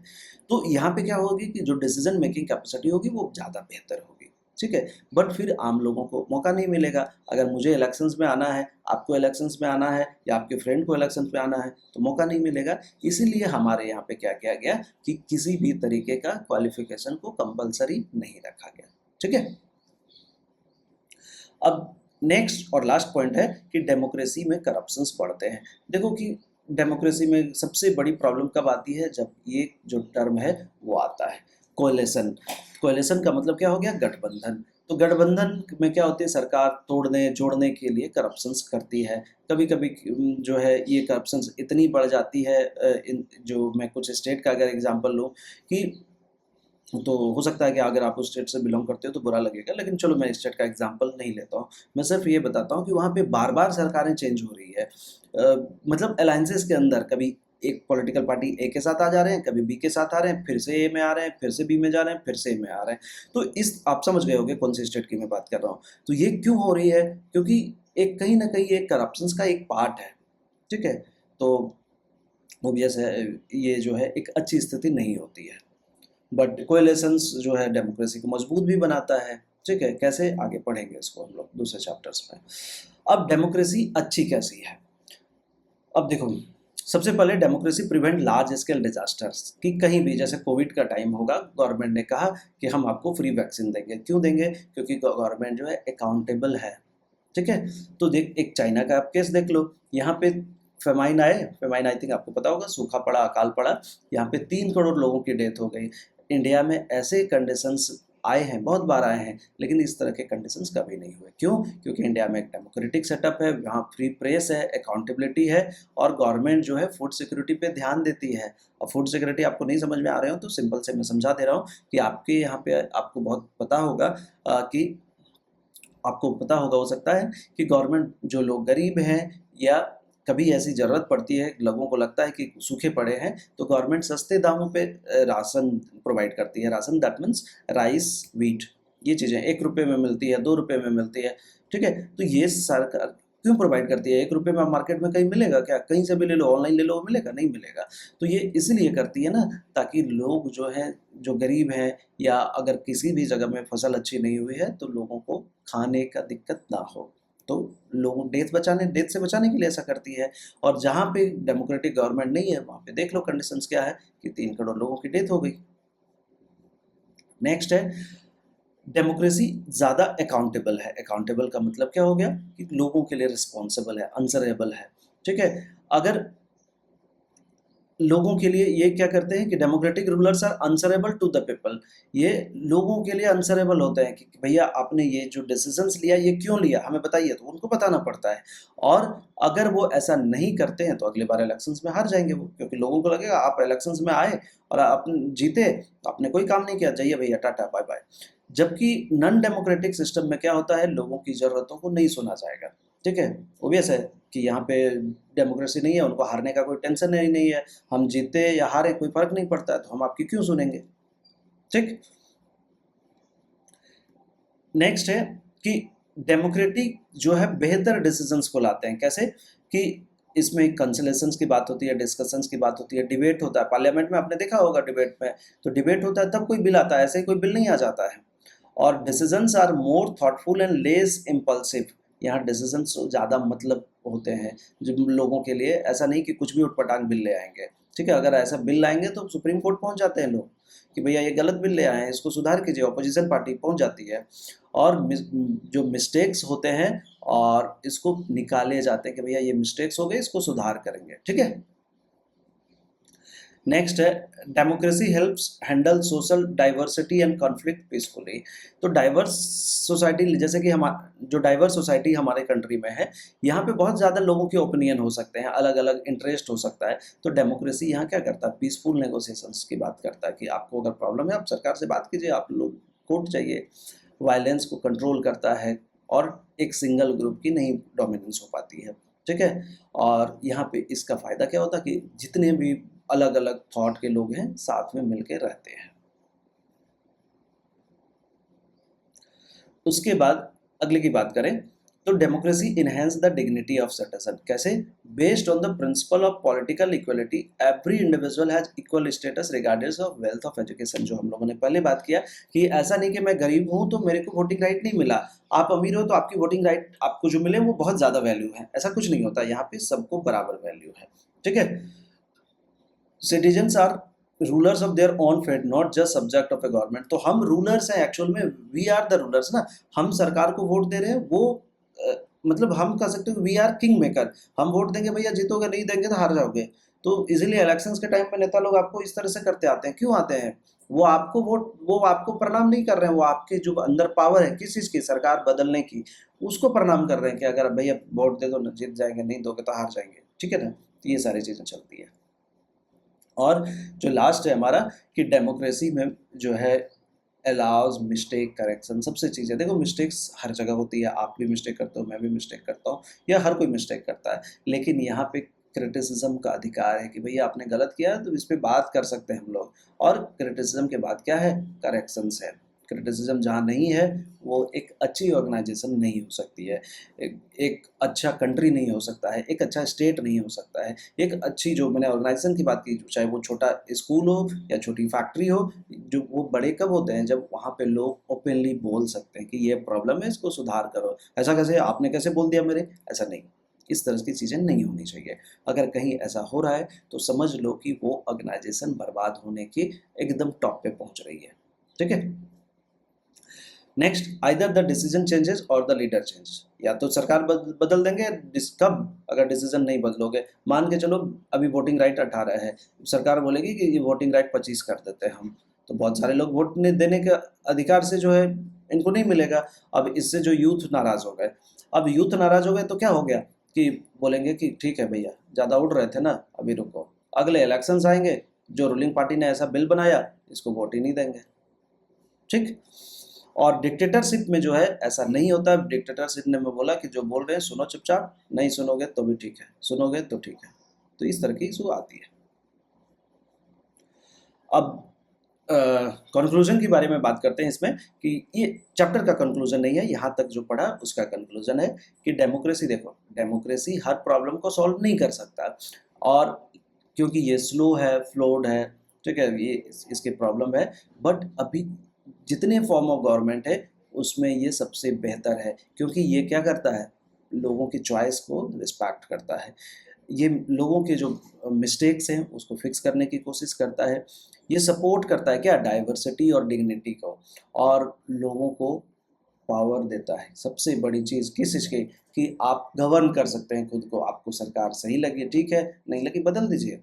ये पावर सबसे ज़्यादा इंटरेस्टिंग और सबसे अच्छी चीज़ है, ये दूसरे फॉर्म में नहीं मिलते। ठीक है, थोड़ी सी चैप्टर्स बड़े हैं बट आप एक ही वीडियो में पूरे ख़त्म हो जाएंगे, rather than making separate videos, तो मैंने एक ही वीडियो में पढ़ाया और थोड़ा ज़्यादा एक्सप्लेन कर दे रहा हूँ ताकि आपको चैप्टर्स जो है समझ में आते रहे। और पीपीटी का जो ये मैं यूज कर रहा हूँ, ये जो कंटेंट का यूज कर रहा हूँ, आप एज अ नोट्स भी इसको बना सकते हो। ठीक है, तो बात करते हैं आगे, ब्रॉडर मीनिंग ऑफ डेमोक्रेसी क्या है। तो democracy as a form of government, देखो ये एक रिप्रेजेंटेटिव डेमोक्रेसी को समझा जाता है। People elect representative who take decision on their behalf, इसको हम लोगों ने बात कर लिया था पहले ही, क्योंकि कंट्री जहाँ लार्ज होते हैं यहाँ हर लोग डिसीजंस नहीं ले सकते। ठीक है, और चूंकि लोगों के पास टाइम नहीं होगा, स्किल्स नहीं होगा या इंटरेस्ट नहीं होगा, अब मान के चलो आपको बोला जाएगा कि आपको ट्रैफिक संभालना है, आपको पता ही नहीं है सिटी का, आपको की ज्योग्राफी क्या है, कहाँ पे की भीड़ लगती है, कहाँ पे कम लगती है, तो आप नहीं कर पाओगे ना। तो इसके लिए क्या किया हमने, रिप्रेजेंटेटिव चूज किए, उन्होंने अलग अलग सिस्टम्स बनाए। या आपको बोला जाएगा कि आपको जो है क्राइम्स सिटी में कम करना है, तो might be some of you can do but not many of you can do. ठीक है, तो इस तरह से। अब दूसरी चीज है minimum versus good democracy. The basic understanding help us identify democracy versus non democracy. ये क्या हो गया कि हमको अंडरस्टैंडिंग डेमोक्रेसी जब समझ में आता है तो अभी समझ में आया होगा कि डेमोक्रेसी कितनी बेहतर है और नॉन डेमोक्रेटिक कंट्री कितनी बेहतर है।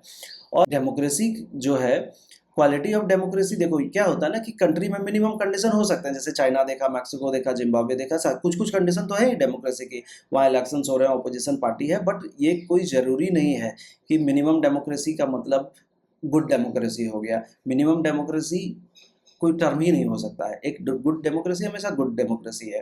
तो सिंपल से मतलब अगर आप गुड डेमोक्रेसी का पूछोगे तो क्या हो सकती है, इलेक्शंस होने चाहिए, ठीक है, रेगुलर इलेक्शंस होने चाहिए, ऐसा नहीं कि एक बार इलेक्शंस हो गया अगले 50 साल बाद होंगे, तो हम में से बहुत सारे लोग धरती पे ही नहीं रहेंगे। वोटिंग अधिकार सबको मिलने चाहिए, ऑपोजिशन पार्टी होनी चाहिए, और ऑपोजिशन पार्टी को इक्वल अपॉर्चुनिटी होनी चाहिए कि भैया इलेक्शन में जीत सकते हो। ठीक है, और करप्शन फ्री होने चाहिए। तो ये सारी चीज़ें जो है एक डेमोक्रेसी में कम से कम इतनी तो होनी चाहिए।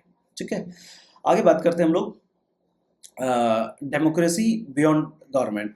डेमोक्रेसी जो है फैमिलीज में भी हो सकती है, एवरीवन हैज़ टू से इन डिसीजंस, कि हो सकता है कि आप अभी आप कहोगे कि पापा ने फ्लैट ले लिया मेरे से बिना पूछे, या फ्लैट बेच दिया मेरे से बिना पूछे, क्योंकि आप वो डिसीजन मेकिंग कैपेसिटी नहीं है इसीलिए। ठीक है, आप जब बड़े होगे तो जनरली आपको ये अधिकार मिल जाएगा, घर वाले आपसे बात करके कोई डिसीजन लेंगे।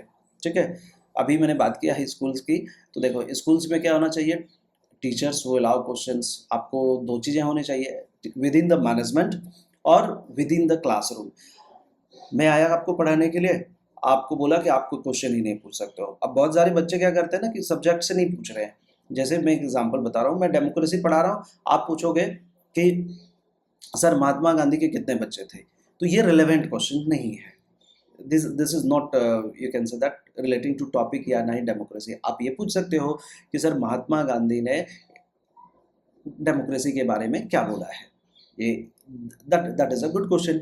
आप ऐसा कर सकते हो कि सर अमेरिका में डेमोक्रेसी कितनी हद तक सही है। आप ऐसा कर सकते हो कि सर इंडिया में जो है एक स्टेट है, यहाँ पे ये प्रॉब्लम चल रहा है, क्या ये डेमोक्रेसी है या नहीं है। तो ये these are the relevant questions, ये आपके टीचर्स को अलाउ भी करने चाहिए। और आपको ओबियस है कोई भी टीचर्स ऐसा नहीं आपको कहेगा कि आप ऐसे क्वेश्चंस नहीं पूछ सकते हो, ऐसे क्वेश्चंस हर टीचर को अलाउ करना चाहिए और हर बच्चे को पूछने भी चाहिए। So go through that recent cases. आप ओबियस है कि आप न्यूज़पेपर अगर पढ़ते हो, न्यूज़ देखते हो, इंस्टाग्राम पे न्यूज़ मत जाना, या जो रील में आते हैं उस पर बिलीव मत करो, रियल न्यूज़पेपर पढ़ो। वीक में कम से कम अगर आपको टाइम नहीं मिलता है तो 2-3 दिन भी अगर आपको मैनेज कर पाओ, संडे आपको छुट्टी होती है, कम से कम एक दिन भी पढ़ लो newspaper, that is well enough, बहुत है कि आपको चीज़ें समझ में आए। हालांकि पूरी चीज़ें नहीं समझ में आ सकती है, पर चलो नहीं, कुछ से अच्छा है कि कम से कम एक दिन न्यूज़पेपर जरूर पढ़ो, तो आपको जो करंट कुछ चल रहे हैं उसकी थोड़ी समझ आएगी।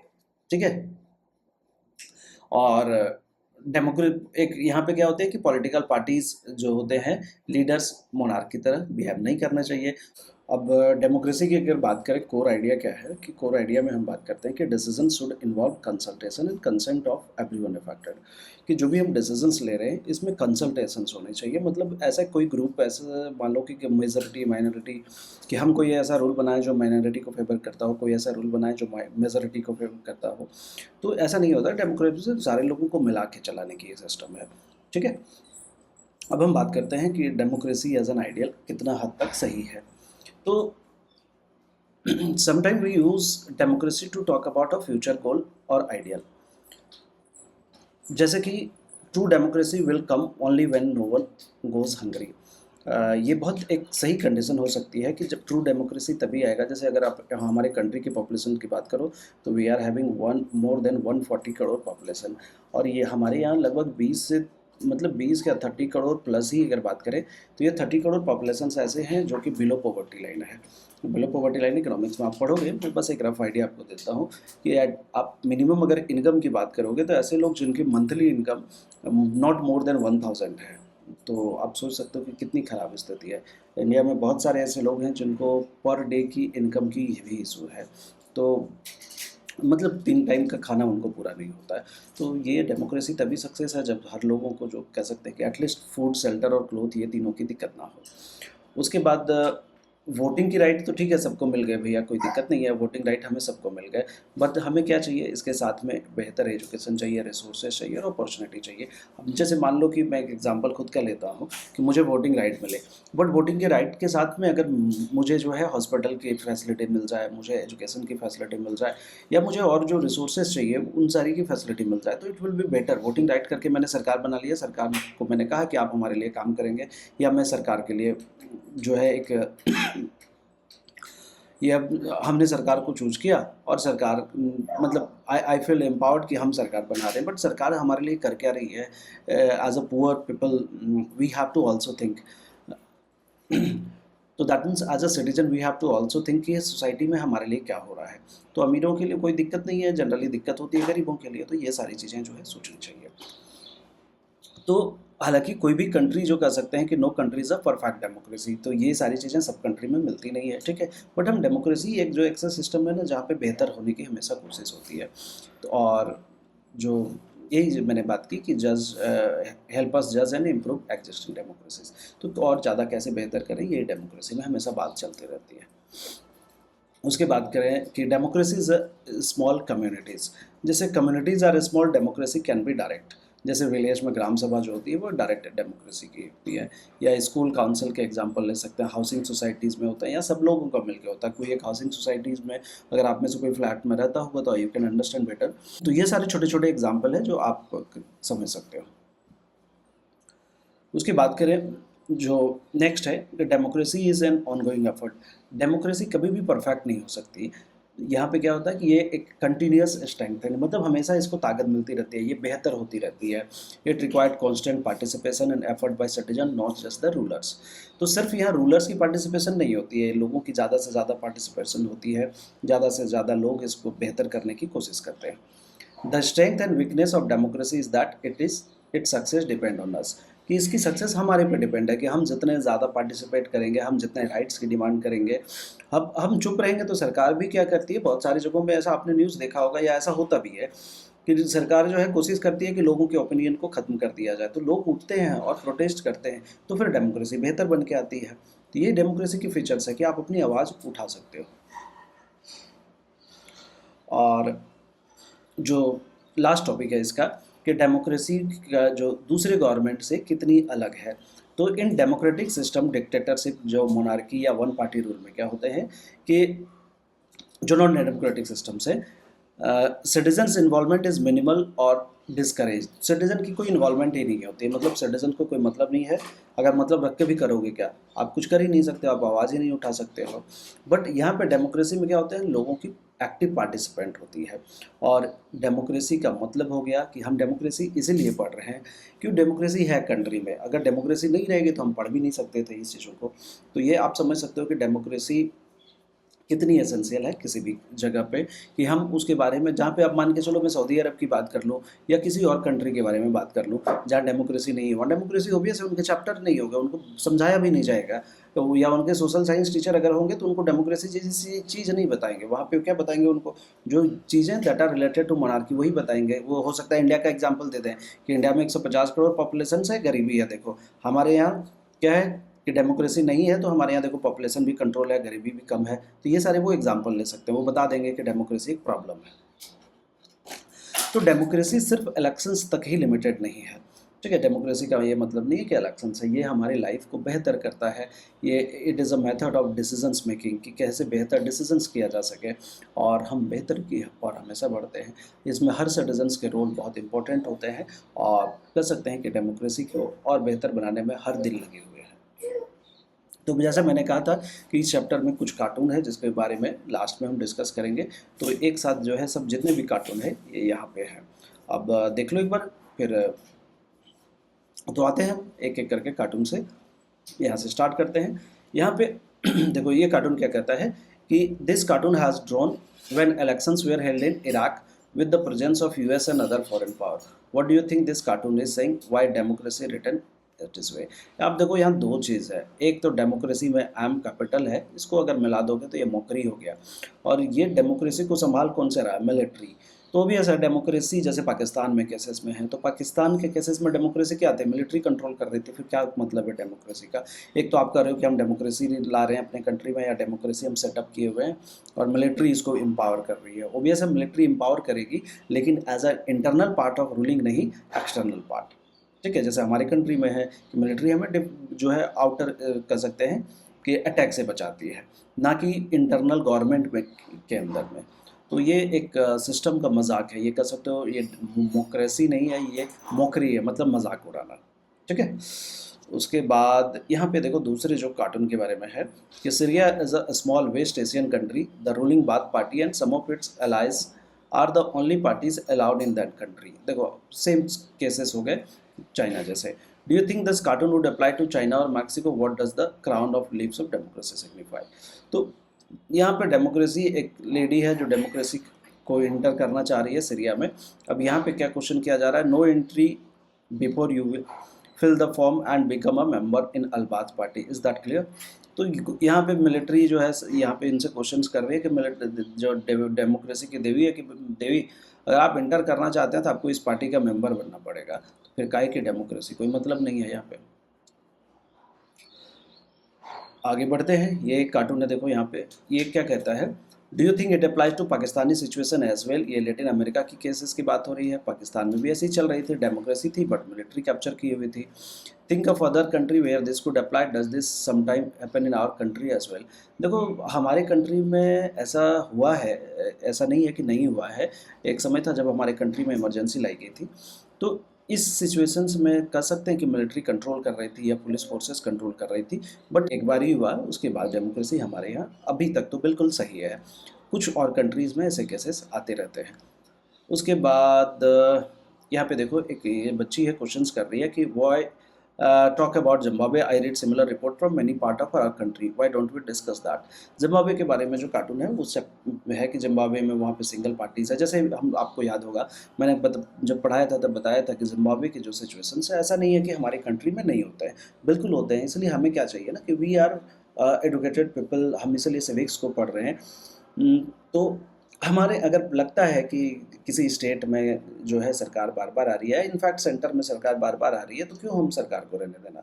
हम सिविक्स पढ़े हैं, इसलिए आपको क्लास में बताया जा रहा है, आपको डेमोक्रेसी समझाया जा रही है कि आप जाति धर्म के नाम पे वोट नहीं दो, आप डेवलपमेंट के नाम पे दो। आप देखो कि सरकार आई है क्या किया है, अगर आपके एरिया में डेवलपमेंट हुआ है तो पर्टिकुलर एमएलए या एमपी को वोट दो, अगर नहीं हुआ है तो वोट ना दें, सिंपल सी चीज़ें। नेक्स्ट है, what would have happened if India was not a democracy? क्या होता अगर इंडिया में डेमोक्रेसी नहीं होती? If we could stay together as a single nation, शायद हाँ, जैसे इंडिया पाकिस्तान की अगर बात करें तो दो नेशंस की थ्योरी जो आई, ये अगर डेमोक्रेसी नहीं रहता, डिक्टेटरशिप रहता, तो यहाँ पे दो केसेस हो सकते हैं कि या तो हम मल्टीपल पार्ट में डिवाइड हो जाते और बहुत ज़्यादा पार्ट में डिवाइडेड हो जाते, या ऐसा होता कि हम डिवाइड ही नहीं होते। इनफैक्ट जो हम यूनाइटेड हैं ये कहीं ना कहीं डेमोक्रेसी के कारण ही है, क्योंकि सारे लोगों को ऐसा लगता है कि ये उनकी कंट्री है। अगर कुछ लोगों को लगने लगे कि ये हमारी कंट्री नहीं है तो शायद प्रॉब्लम आनी शुरू हो जाएगी। एक यहाँ पे क्वेश्चन है, अच्छा, तो this is so remote for me, democracy all about rulers and government, can we talk about democratic classroom और डेमोक्रेटिक फैमिली? देखो ये भी एक अच्छा क्वेश्चन है। डेमोक्रेटिक क्लासरूम क्या होता है कि जहाँ पे हर बच्चे पार्टिसिपेट कर सकते हैं, आप क्वेश्चन पूछ सकते हो, जैसे मैंने पहले भी बताया कि आप क्वेश्चन जो पूछो टीचर से ओबियस है, रिलेवेंट पूछो चीज़ें। जैसे मैंने क्वेश्चन कहा था कि महात्मा गांधी के कितने बच्चे हैं, या संजय दत्त के कितने बच्चे हैं, संजय दत्त की शादी किससे हुई है, या इनफैक्ट रणबीर कपूर की शादी आलिया भट्ट से हुई, या रणवीर सिंह की शादी दीपिका पादुकोण से हुई, ये रेलेवेंट क्वेश्चंस नहीं है। रेलेवेंट क्वेश्चंस है कि ये जो है यहाँ पे महाराष्ट्र में सपोज इलेक्शंस हुए हैं, वहाँ पे इस तरह के न्यूज आए हैं, क्या ये डेमोक्रेसी को क्रश करने की बात हो रही है या डेमोक्रेसी को क्रश किया जा रहा है? मैं एक एग्जांपल ले रहा हूँ, महाराष्ट्र के लोग अगर मुझे देख रहे हैं तो नाराज होने की ज़रूरत नहीं है। या उड़ीसा के किसी पार्ट में अगर इस तरह से आई है तो इसको यहाँ पे अगर हमें लगता है कि ये डेमोक्रेसी यहाँ पे खत्म हो रही है तो इसको बेहतर कैसे कर सके, तो ये आप टीचर से ओपिनियन ले सकते हो या आप अपनी ओपिनियन बता सकते हो।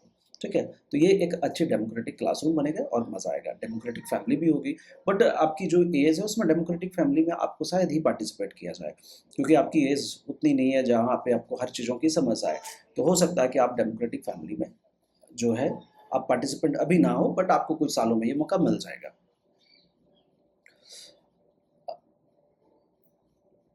उसके बाद है यहाँ पे देखो, this cartoon was title building democracy and was first publish in Latin American publication, what do money back signifies here, could this cartoon भी अप्लाई टू इंडिया?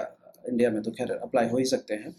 बहुत सारे ऐसे कंट्री हैं जहाँ पे डेमोक्रेसी की सिर्फ नहीं बात हो रही है, जहाँ पे अदर फॉर्म ऑफ गवर्नमेंट भी है, करप्शंस तो हैं, चाहे वो हमारी कंट्री है या कोई और कंट्रीज हो। बट करप्शंस देखो, कोई भी कंट्री 100% करप्शन फ्री नहीं हो सकती है। तो धीरे धीरे यहाँ पे बेहतर करने की कोशिश की जा रही है। ऑब्वियस है कि बहुत सारे लीडर्स होते हैं या बहुत सारे ऑफिसर्स होते हैं, तो जैसे कि मैंने पहले ही बताया कि 100% करप्शन फ्री कोई भी कंट्री नहीं हो सकता, और कोई भी ऐसा कंट्री नहीं हो सकता जहाँ 100% करप्शन है। तो दोनों चीज़ें नहीं, हमारे यहाँ ईमानदार ऑफिसर्स हैं, बहुत सारे ऐसे ऑफिसर्स हैं, बहुत सारे ऑनेस्ट लीडर हैं, जिसके कारण हमारी कंट्री इतनी अच्छी चल रही है। अगर नहीं रहेंगे तो आप जितने आराम से पढ़ रहे हो, मैं जितनी आराम से पढ़ा रहा हूँ, ये दोनों चीज़ें पॉसिबल नहीं है। ठीक है, अब एक नेक्स्ट कार्टून है यहाँ पे देखो, this cartoon is about the Iraqi election held after Saddam Hussain regime was overthrown. He is shown behind the bars. What is cartoon is saying here? Compare the message of the cartoon with the first cartoon of this chapter. तो compare करना first cartoon मौकरी वाले जो थे वहाँ से। यहाँ पे कह रहे हैं कि at last one man one vote, और ये सदाम हुसैन जेल के अंदर है। ये कह रहा है कि when I was the one man and I was the one vote. लोग सद्दाम हुसैन, आई थिंक आपको पता नहीं होगा तो मैं बता देता हूँ, सद्दाम हुसैन इराक में एक डिक्टेटर हुआ करता था। उसको अमेरिका ने पकड़ा, बाद में फांसी दे दी गई जेल होने के बाद, और बहुत ज़्यादा उसने लोगों पर जुल्म किया था, ऐसा जो है न्यूज़ थे। तो यहाँ पे यही कह रहा है कि सद्दाम हुसैन को हटाने के बाद लोग ऑब्वियस है कि खुश हो गए, क्योंकि वहाँ पे डेमोक्रेसी आई। हालांकि बाद में सिचुएशंस बहुत अच्छे रहे नहीं, अभी भी इराक में या अफगानिस्तान में डेमोक्रेसी बहुत हद तक सक्सेस नहीं है, बट कुछ हद तक थोड़ी बहुत कोशिश की जा रही है। अभी जैसे अफगानिस्तान में जो है प्रॉब्लम आती रहती है, तालिबान का शासन है, डेमोक्रेसी तो ख़त्म ही हो गई। तो जनरली जो आप देखोगे कि हमारे जो पड़ोसी कंट्रीज़ हैं, एक्सेप्ट पाकिस्तान में थोड़ी बहुत डेमोक्रेसी ठीक ठाक है, बाकी जो पड़ोसी कंट्रीज़ में शायद ही किसी कंट्री में जो है डेमोक्रेसी सही है। डेमोक्रेसी की पूरी स्ट्रक्चर ही बर्बाद है। चाहे वो आप बांग्लादेश देख लो, पाकिस्तान देख लो, पाकिस्तान में भी बहुत अच्छी है नहीं, चाहे आप चाइना देख लो, चाहे और भी कंट्रीज़ देख लो, स्थिति खराब है। नेक्स्ट देखो, Chinese government block free flow of information on the internet by placing restrictions on popular website like Google and Yahoo. अब मतलब ये देखो यहाँ पे क्या क्या, the image of tank and unnamed student remind the leader of another major event in recent Chinese history, find about that event. तो इस तरह से क्या हो रहा है कि यहाँ पे बहुत सारी कंट्री क्या करती है कि सोशल मीडिया पे बैन करके रखी है कि आप फ्री न्यूज़ नहीं चला सकते हो हमारे यहाँ पे। तो चाइना का भी एक ऐसा एग्जाम्पल है। चाइना में क्या कि बहुत सारे कंट्रीज़ में, नॉर्थ कोरिया में या और भी कंट्रीज़ में इस तरह के केसेस चलते रहते हैं। दिस नेक्स्ट कार्टून जो है ब्राज़ील से है, और inhale the hidden side of dictatorship which inside does the cartoon demonstrate it is necessary for every dictator to have a hidden side। तो यहाँ पे कह रहा है कि डिक्टेटर के अंदर एक एविलनेस का चेहरा छिपा हुआ। देखो ये जो कह सकते हैं ना कि हर जगह ऐसा नहीं है। दुनिया के कुछ कंट्री हैं जहाँ पे डिक्टेटरशिप रही, लोगों को फ्रीडम मिला, लोगों ने एंजॉय किया। डिक्टेटरशिप हर जगह बुरी नहीं हुई, बट डिक्टेटरशिप में प्रॉब्लम क्या है ना कि ये हेरिडेटरी चलती है, मतलब राजा का बेटा राजा होगा, ये लगभग लगभग चीज़ें यही चलती है। तो अब मान लो एक राजा ने रूल किया, वो बड़ा अच्छा था, दूसरा राजा आया, उसने जो है रूल किया, वो भी अच्छा था, लेकिन उसकी बेटा अच्छा होगा या बेटी अच्छी होगी इसकी कोई गारंटी नहीं होती है। तो जब 2-3 जनरेशन रूल आने लगते हैं तो यहाँ पे क्या होती है, डिक्टेटरशिप थोड़ी हार्श होना शुरू हो जाती है। तो इसके कारण से जो है रिजिड फैसले लेते हैं, वो लोगों को कुछ समझेंगे नहीं, उनकी ओपिनियन की वैल्यू नहीं देंगे। अब आप मेरी क्रिटिसिज्म करो तो हो सकता है कि मुझे अच्छा लगे, हो सकता है मुझे बुरा लगे, बट डेमोक्रेसी है, मैं कुछ नहीं कर सकता हूँ। बट यही अगर डिक्टेटरशिप है तो फिर चीज़ें बदल जाती है। तो यही सारी चीज़ें हैं जो हर कंट्री में जो ये कह सकते हो कि अलग तरीके से लिया जाता है। तो एक बेहतर कंट्री वही है जहाँ डेमोक्रेसी है, और जहाँ डेमोक्रेसी है वहाँ पे कोशिश यही की जाती है कि डेमोक्रेसी को कितनी बेहतर बनाया जा सके, मतलब हर दिन उसको बेहतर बनाने के लिए लोग लगे हैं। अब अलग अलग राइट्स, अलग अलग जो है प्रोटेस्ट, अलग अलग डिमांड्स के साथ बच्चे आते हैं, बड़े आते हैं। और जैसे कि और स्कूल्स में आप देख लो, स्कूल्स में क्या है ना कि सर्टेन सेट ऑफ रूल्स है आपके।